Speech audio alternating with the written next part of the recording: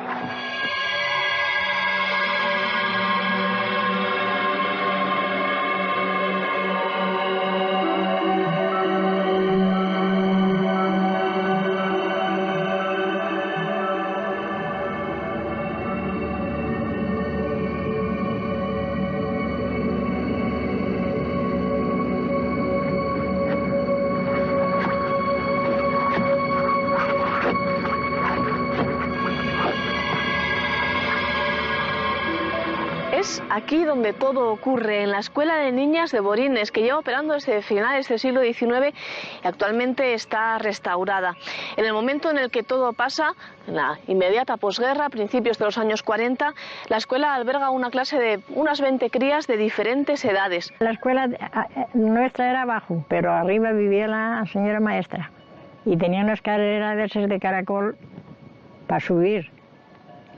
En vez de tener escalera por fuera, era por dentro una escalera de caracol. Madre, en aquella escalera de caracol había cada lío, porque bajaban por el pasamano sentadas así como era en curva, era muy peligroso, había los que caían. Y bueno, aquello era la juerga, el que era atrevido. Otros. Yo siempre fui muy miedosa, yo miraba desde abajo siempre, no me subía arriba.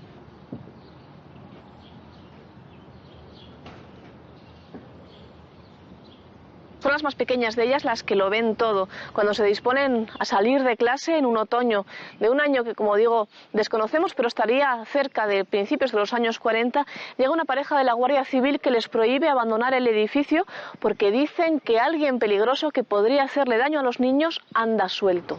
En un primer momento es de suponer que lo que pensaron las niñas es que sería Bernabé quien anduviera por allí, el famoso bandolero, que no guerrillero, porque aunque actuase en la posguerra, no eran motivaciones políticas las que le habían hecho salir al monte. Bernabé solía tener como centro de operaciones lugares muy próximos a Borines y más de una vez se había dicho que andaba por aquí. Sí, aquel era de por Arriondas, anduvo mucho por aquí, que aquí mató un pariente nuestro ahí en el pueblo de Villao. Andaba robando por ahí y un día vino un americano de Puerto Rico y fue a buscarlo a casa a ver si traía dinero y él no traía dinero en bolso, pero ellos creían que eso y llamaronlo y él metió la mano en bolso, de esto que se asustó y de eso que hizo una postura metió la mano en bolso y ellos creyeron que iba él a sacar la pistola y ras, tiraron un tiro, mataronlo ahí en casa. Madre, teníamos un miedo tremendo.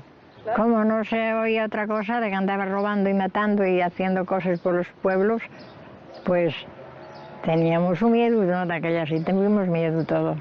Pero en esta ocasión no es Bernabé quien merodea por el entorno de la escuela, sino una mujer a la que todo el mundo conoce como la Sultana y que se acerca a la escuela viniendo por esta carretera, buscando a niños, dicen que con propósitos no muy éticos.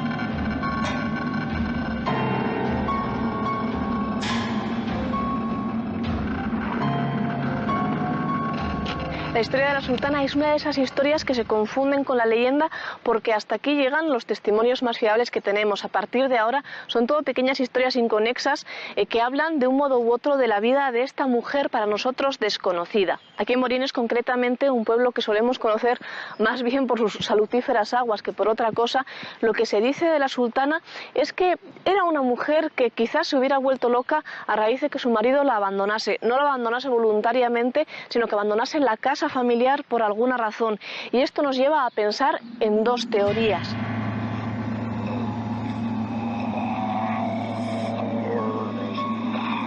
La primera teoría es que, como nos encontramos en la posguerra, quizás este hombre hubiera sido muerto en guerra o quizás estuviera en alguna cárcel. La segunda teoría es una bastante habitual por esta zona, por estos pueblos, que es que el hombre hubiera podido partir para América dejándola sola aquí en Asturias y que eso llevó a la locura total a la sultana. Sin embargo, cuando uno busca mucho por los periódicos, a veces se encuentra con respuestas que no esperaba. Y eso creo que me ocurrió a mí, el haber encontrado el origen de la sultana, o al menos el origen de la leyenda de la sultana. Pero para contar esta historia nos tenemos que ir a un pueblo relativamente cercano de aquí, que es La Matosa, en Sevares.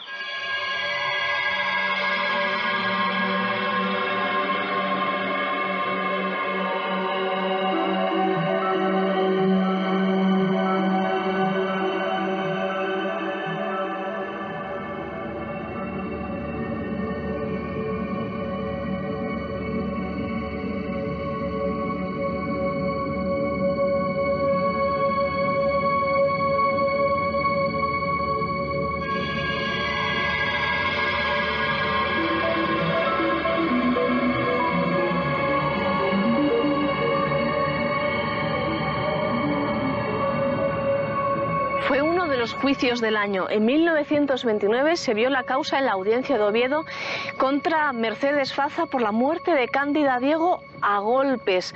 El escenario de aquel crimen fue este pueblo, el de La Matosa, en Sevares. Y lo más destacado del juicio, los testigos, niños que frisaban de los 8 a los 12 años de edad. Mercedes y Cándida eran parientes en algún tipo de grado, pero no se llevaban bien. No sabemos por qué. En el pueblo aún siguen diciendo que Cándida solía chinchar excesivamente más de la cuenta a Mercedes y que esa situación se hizo insostenible cuando Mercedes pasó por el drama de su vida, perder a su marido. Este es el primer punto en común con la leyenda de la sultana en Borines.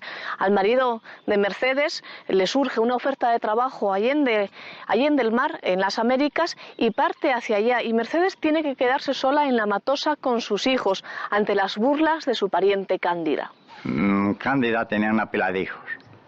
El marido, yo no sé, estaba en Cuba y necesitaba dinero, al parecer, y vendió esa finca a Mercedes. Y después, claro, ella, la pobre, gastaría el dinero, y al ver la otra trabajar ahí fue cuando caltrió y dejar la finca, y así empezaron a discutir. Y entonces un día que sí, todos los días riñían, y todos los días, y claro, la otra cansóse también, y daría ahí hasta que la mató.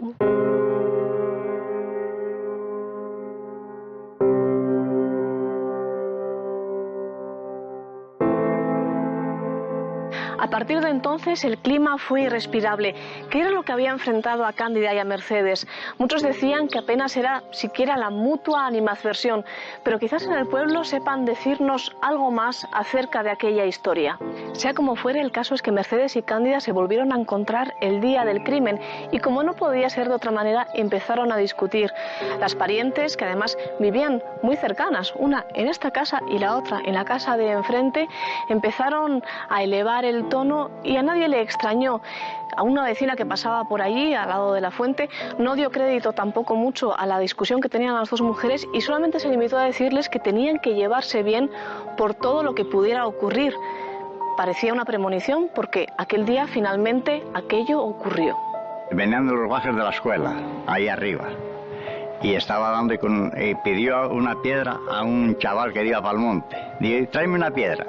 Y dio con esa piedra en la cabeza y al parecer no murió instantánea, pero sí. La discusión va a mayores. Cándida insiste en meterse con Mercedes, pero no cuenta con que esta vez tiene un arma, una herramienta que no suele utilizarse para matar, pero bien puede servir para ello.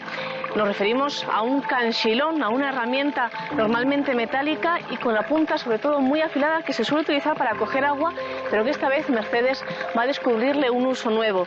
Empieza a emprenderla a golpes en la cabeza de Cándida con ese canchilón cuando los niños que salen de la escuela en ese preciso momento pasan por delante de la que va a ser la escena del crimen. Es entonces cuando surge el segundo punto en común con la historia de la loca La Sultana de Borines, porque Mercedes, henchida de ira en este momento, y cuando Cándida ya está prácticamente inconsciente en el suelo, ve pasar a esos niños y quiere seguir matando incluso enfrente de ellos.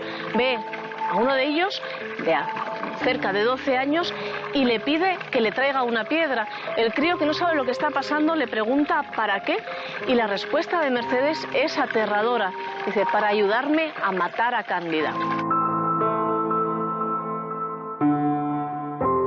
Cándida tarda apenas unos minutos en morir, y cuando el pueblo se quiere dar cuenta, Mercedes ha huido por el monte, no se tiene ni rastro de ella. Con el tiempo se sabría que había huido para ir a ver al administrador de su marido, el mismo hombre que le había conseguido los billetes de barco a su marido hacia América, y que ella visita con la intención de que le ayude a escapar de España, de la justicia y de todo lo que había sufrido en la Matosa.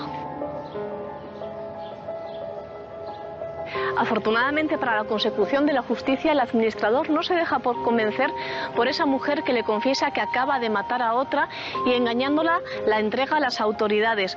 Esa misma noche, en prisión, Mercedes va a hacer lo que se considera, para la mentalidad de la época, como un segundo y hasta tercer crimen, pero esta vez contra sí misma.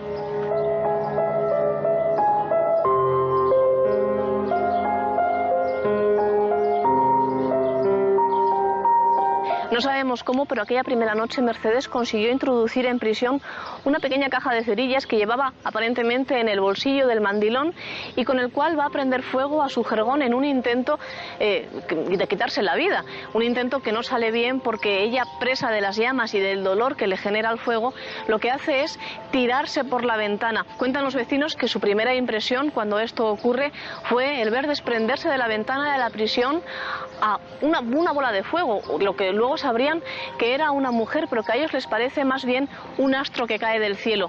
Esa noche se intentaría matar una vez más, pero afortunadamente no lo consiguió, y 1 año y medio después pudo ser juzgada ante los tribunales de justicia.